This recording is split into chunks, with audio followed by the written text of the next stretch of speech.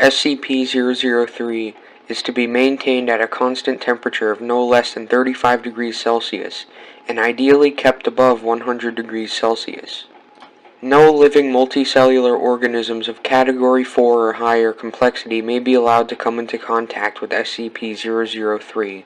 In event of total power failure, if SCP-003-1 begins to increase its mass, assigned personnel must engage in skin contact with SCP-003-1. Ideally, personnel may use their body heat to return SCP-003-1 to above the critical temperature. However, skin contact must be maintained even in event of SCP-003 reaching activation temperature, lasting at minimum until SCP-003-1 advances fully to its second growth stage. Personnel who enter SCP-003's containment area must first be examined for body parasites of Category 4 or higher complexity, and sterilized if such organisms are present. All personnel who have come into physical contact with SCP-003-1 are to be immediately reported for sterilization afterwards. SCP-003-1 must not be removed from SCP-003-2 except in case of emergency procedures detailed above. Any significant change in SCP-003-2's rune activity, including pattern, frequency, or color, should be reported within 3 hours of occurrence. Cessation of rune activity must be reported immediately. SCP-003-2 must be supplied with power via the source-designated generator 003-9 at all times.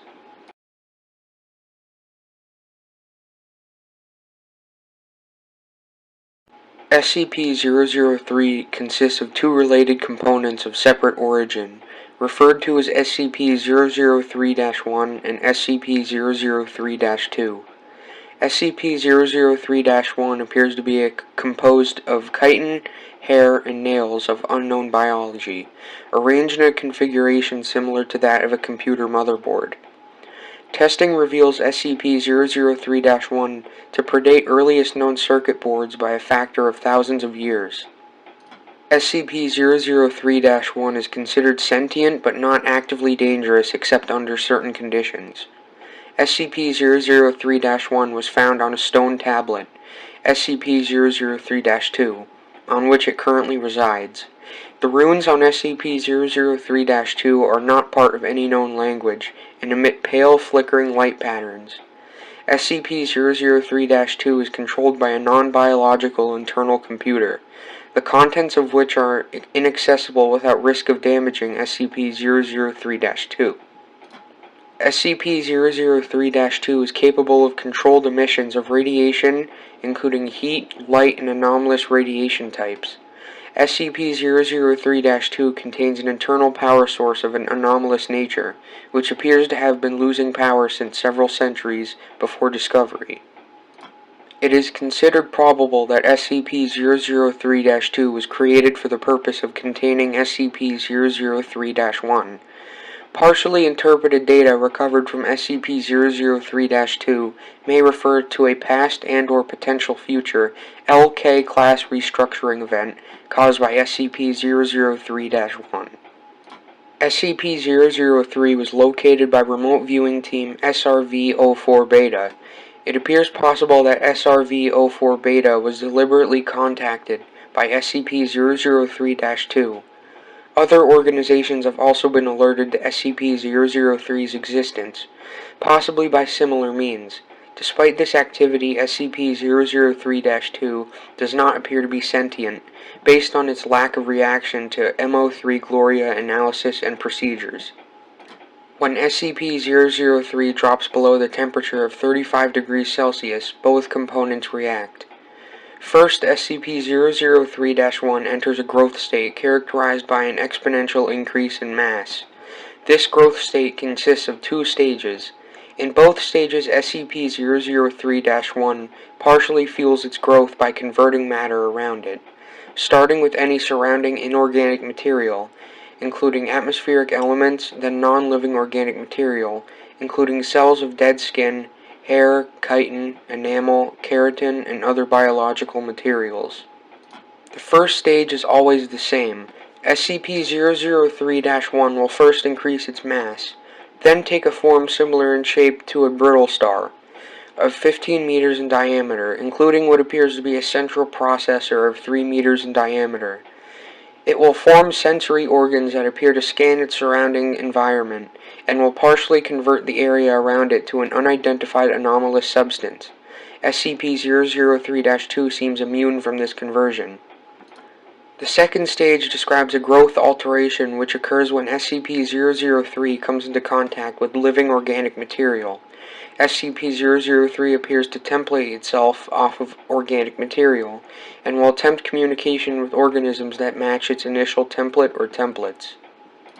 In its second stage, SCP-003-1 may pause, slow, or change its growth, and will also convert inorganic and non-living organic elements into functionally similar structures, while anomalously altering their physical makeup. While growth is consistent in the first stage, in the second stage of SCP-003-1's growth rate is diminished by 20 to 90%, so long as SCP-003-1 remains in contact with living organic material. The percentage is determined by the complexity of the organism in contact with SCP-003-1. SCP-003-1 appears to devote a large amount of processing power to analysis of living organic material. During each of SCP-003-1's growth stages, SCP-003-2 releases bursts of radiation that temporarily inhibit SCP-003-1's growth, or reverse this growth when the temperature of SCP-003-1 rises above 100 degrees Celsius. Similar radiation emissions have been replicated or recorded via other anomalous means. SCP-003-1's biology has been subject to extensive study. Significant elements have been identified similar to SCP, SCP-1512, and SCP-2756, the latter two of which have no further confirmed connection with SCP-003-1, and no known connection with each other, and none of which are fully understood. Technically, even less understood than SCP-003, thanks to extensive cross-disciplinary research on SCP-003 objects. To date, no convincing analysis has been put forward which satisfactorily explains SCP-003-1's connection to these SCP objects or others, nor its connection to modern technology beyond appearance, and potential mimicry via unknown mechanism.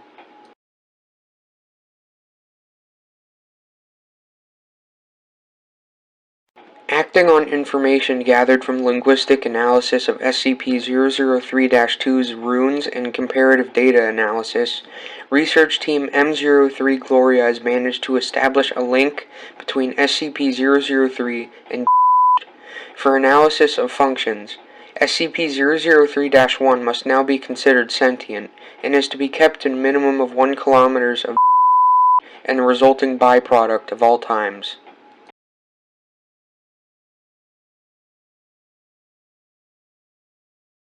SCP-003-2's power loss has been exacerbated by procedures performed by M03 Gloria.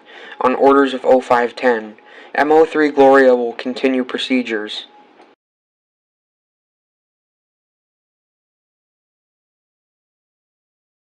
During M03 Gloria procedures, SCP-003-1 doubled its mass and began rapid structural growth.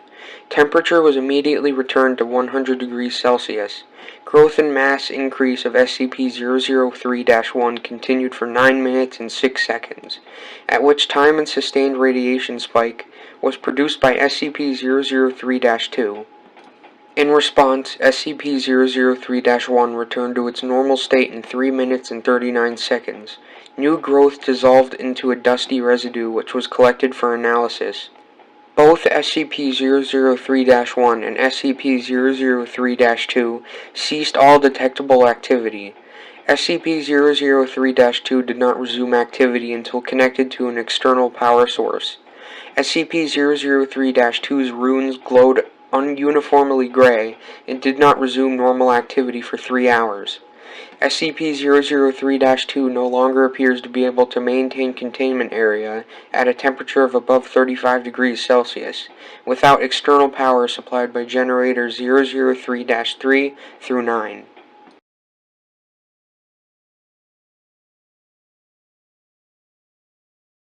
The procedure detailed in Addendum 003-03 was repeated, and SCP-003-1 again entered a growth state.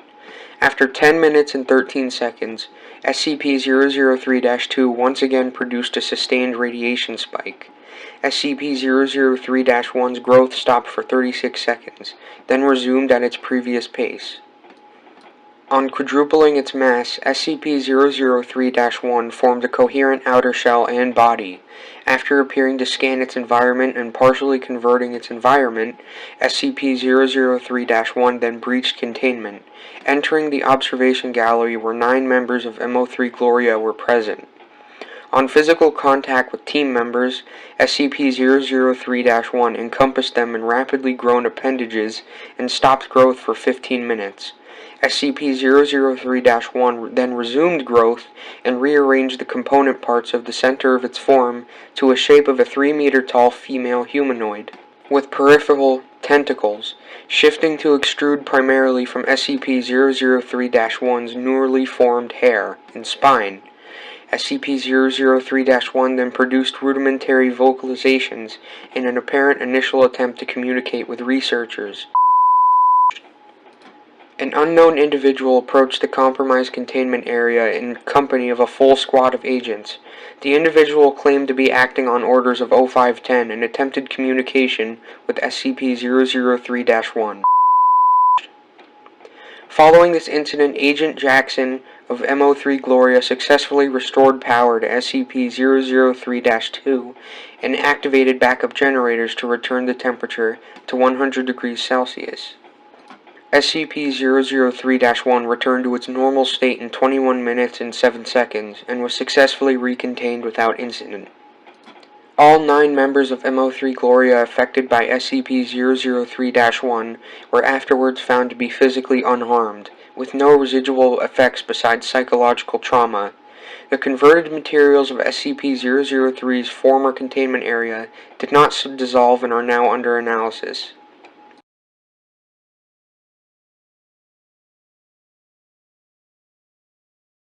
In light of previous incident, 0510 was removed from the 05 Council by joint decision of 05 and 05.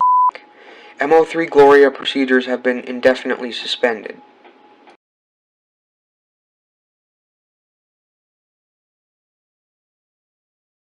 Transcript of Incident Report A21-B Cycle 8 for dissemination to 05 Command and Staff. Interviewers and present 052, 055, 057, 0510, and staff. Interviewed Dr. Tilda David Moose, M03 Gloria Lead. Begin tape. She tried to talk to us. We all heard her voice in our heads, in a sort of half language we couldn't fully understand. Some of the others passed out immediately. I lasted a little longer, but it wasn't because of mental fortitude, it's just that she was trying to tell us all different things.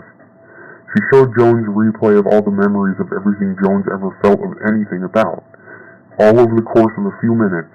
She ripped 3 of the researchers apart and put them back together unharmed. She doesn't understand human emotion or pain, or very much about how we experience the world. Yes, I would say the containment procedures are necessary. Listen, she wants to remake the world into a paradise filtered through her own alien understanding of paradise, but still a paradise designed for us, for humanity. She would be happy to make a paradise for any sufficiently complex organism she comes across first. Anything with a complex enough mind to accept her, say a dog or a housefly. If she breaches again, we'll have to be there first. What would it be like? I don't know. She showed us images. Well, not quite images. I can see them in my head, but they're not pictures. The closest thing I could think of is what you see when you close your eyes suddenly and tightly, but brighter and more complex. The images had metallic sounds associated with them, and sensory details that we wouldn't have the words or concepts to describe. The whole effect felt like words of some kind. I believe she wanted us to see what we could understand, so she could understand us. She didn't have time to finish analyzing us, and I really don't know what would have happened if she had.